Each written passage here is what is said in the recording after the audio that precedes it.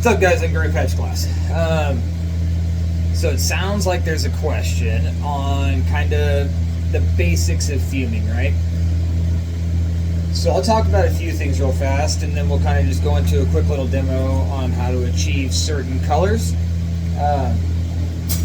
Basics of fuming would be we're applying small layers of metal to glass to change the color. That's essentially all we're doing, you know. Some people get really down into the science of things. I'm not going to do that here. I'm going to kind of keep it more like a layman's perspective on how to apply and what we're really doing. I'll start by saying that fuming is essentially like watercolors, just like watercolor paint. So with watercolor paint, you know, like if you're going to achieve green with watercolor paint, like how do you achieve green? You would use yellow on top of blue, and you would get a specific shade of green, you know?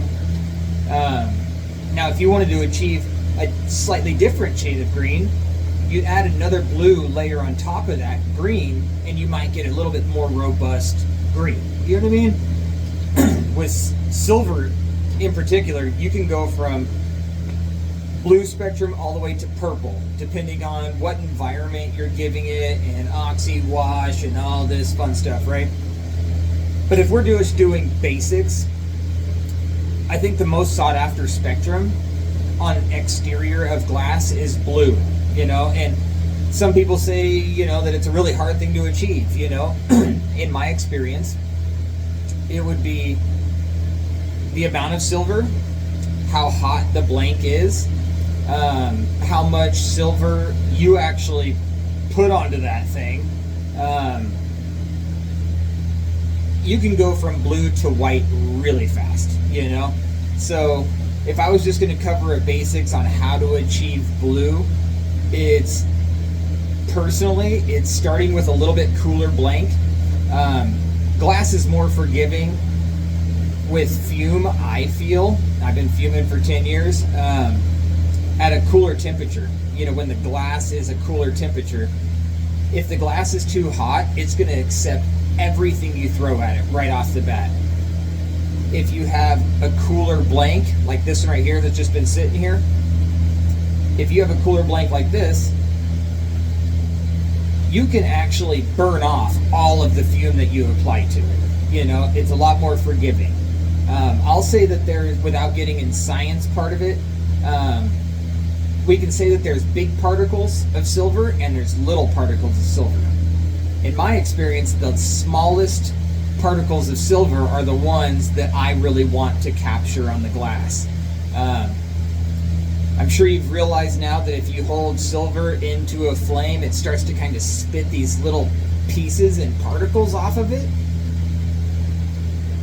When you put your glass into that, or your silver into that flame, you want that silver to start fuming with an actual, like, almost a smoke that you can see coming off the end of the rod, you know? You don't want to just, with those little particles that are spitting off of there, you don't want any of that stuff to get on your glass unless you're looking for a space tech, you know, speckled look, you know? But if you want that nice, even, transparent blue out of the silver, you don't want any of those size particles, those big, aggressive, you know, kind of chunks that'll end up sticking to the glass. I think we're just going to cover silver because it's the easiest one to do in a short little demo that might take 10 minutes or something like that. So with all that being said, I'm just going to kind of go into it. So like I say, this thing right here has been sitting here the whole time. It went from glowing, I just pulled the point and then I attached it to a blow tube. So all I'm going to do is just run that in a little bit brushy of a flame, like a little, you know, propane-rich flame, just to warm that thing up a little bit. But beyond that, I'm just going to kind of go straight at it with fume, you know. And like I say, I'm not going to heat this thing up very much at all. I kind of like to fume somewhere between like 700 and 900 degrees. But I never fume a blank directly out of the kiln at 1050, you know. Like I say, it's a lot more forgiving at a cooler temperature, and that's what I like personally. Mainly so that if I need to, I can always add another layer of fume, or I can take off if I put too much fume. So honestly, that's probably all we'll go with, and then I'm just going to let it kind of cool down from here. I do like to fume with a smaller flame, so I'm actually going to run over here real fast and turn down my oxygen just a hair.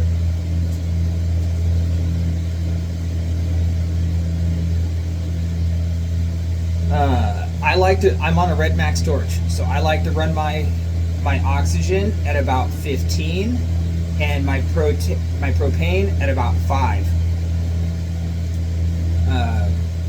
One of my old kind of homies slash mentor, he told me right off the bat it was small flame for small work. So I don't know if you can see kind of, how long that flame is, but it's, 5 inches at the very max. It's not very big at all.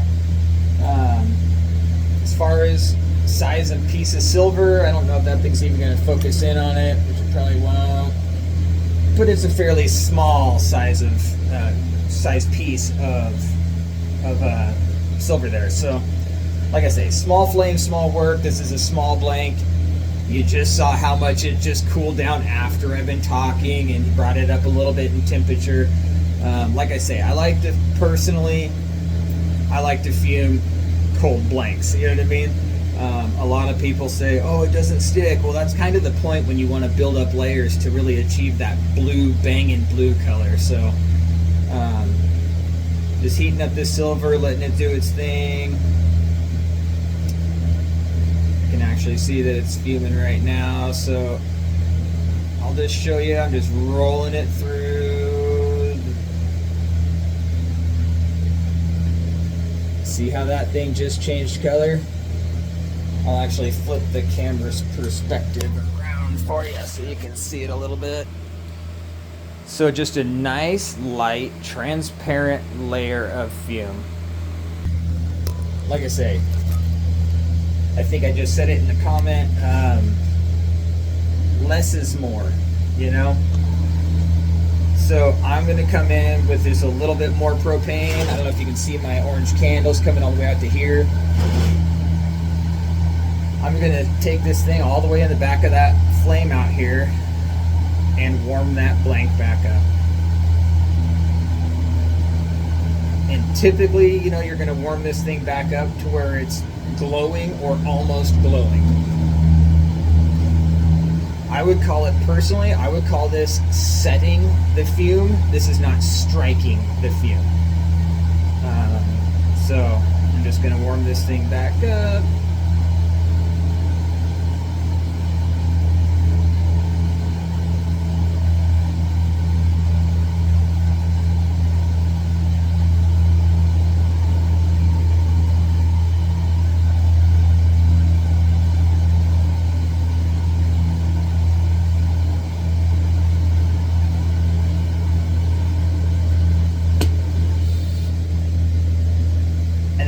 This thing cool down. You know what I mean? Like it's hot right now. You know what I mean? Like it still has a good, I don't know if you can see that little bit yellowish tint to it.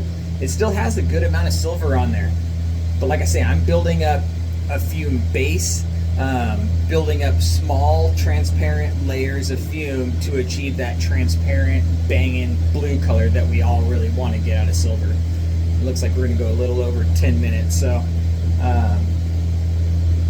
like I say, small flame, small work.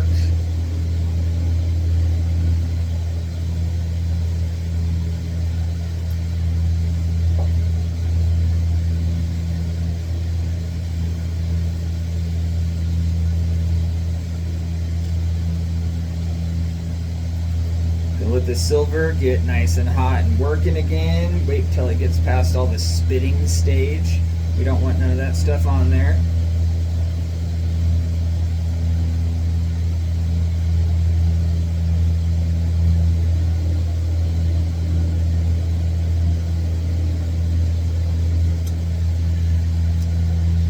So now we've got a nice little layer again. guess because I'm doing show and tell, I'll show this layer. You can see it's got that little bit of ghosty hue on there. You can see that. So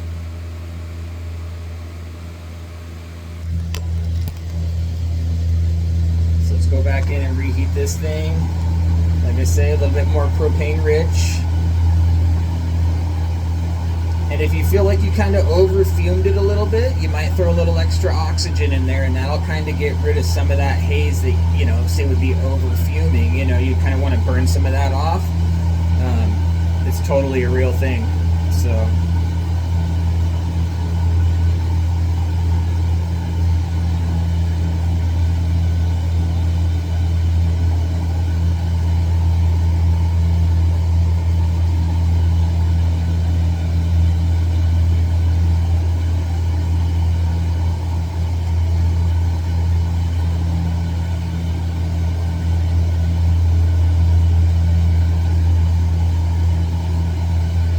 We brought that thing back up to slightly glowing, and I can already tell right now that it's going to be just a beautiful blue right now if I were to stop right now, you know.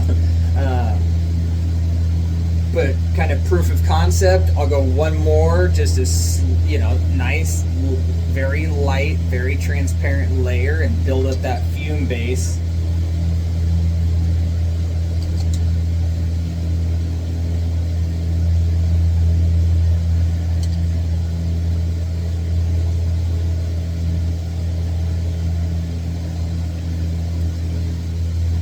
Kind of show you what I got right now. You can see that blue hues banging through, and even at this point right now, if we're to throw dots on that right there and encase it, it's going to be a great color blue and show up as soon as that pipe or whatever you put it on gets a black backing or a little resin in it, you know, that type of thing. But like I said, just for that added little bit, we're just going to go one more layer of fume.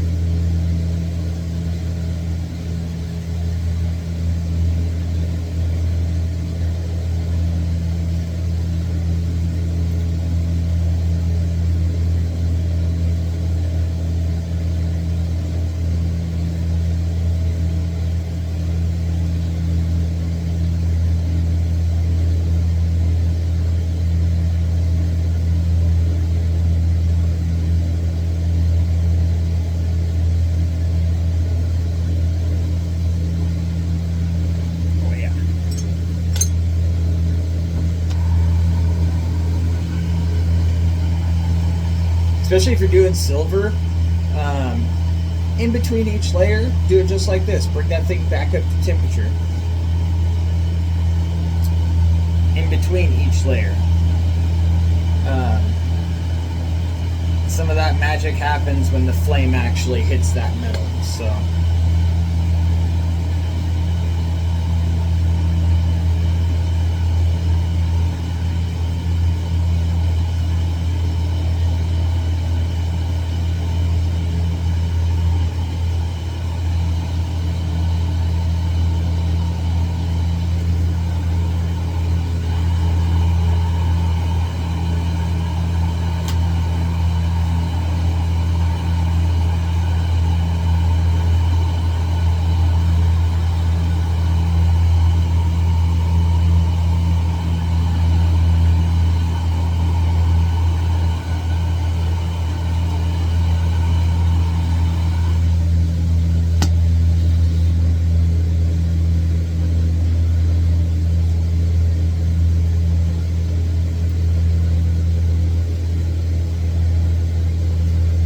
See that beautiful yellow color? That's that color we're really looking for here.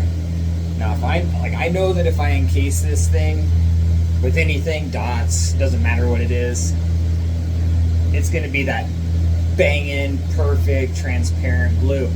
Part of it, honestly, is that I have trained my eye.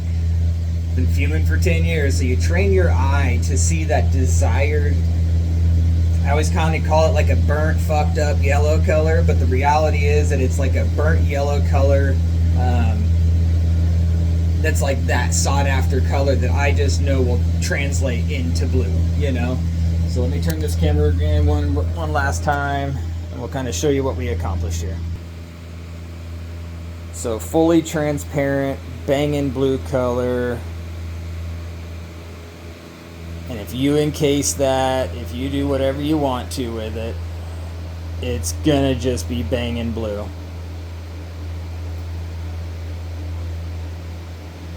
So that's all I have to say about that. I'll go a little bit further in that there's certain things, right? That's kind of what I was talking about before, which would be like small flame, small work. When you're fuming silver, you do want a little bit of an orange candle. You do want the tips of your flame to be yellow. On mine, because I don't have a filter on my phone, you might not be able to see it as clear. Let's see if I can get it to focus. So I mean, for me, that right there is like a perfect silver fume flame right there. You know what I mean? It's really small, it's fairly brushy. Now, if you are doing honeycombs, right? Like honeycombs, it's like an oxygen-rich, super kind of an aggressive flame. You know what I mean? If we're doing exterior silver, that's what you want to see right there. Like, to be honest with you, everybody has their own method of their madness. Like, and I completely, honestly respect that, because everybody has a different way of doing stuff. But this right here is what works for me. If you're on a Red Max, you could probably take everything I just gave you and make blue immediately in 5 minutes. If you're on a Herbert Arnold, I don't know what to tell you. You know what I mean? Those things are crazy. One thing I can say is that, like, GTTs, that whole line, even Bethelham's, those torches run fucking hot. Like hot. Like hotter than this hot, you know? So adjust your propane, adjust your oxygen, your PSIs to kind of work for the fume.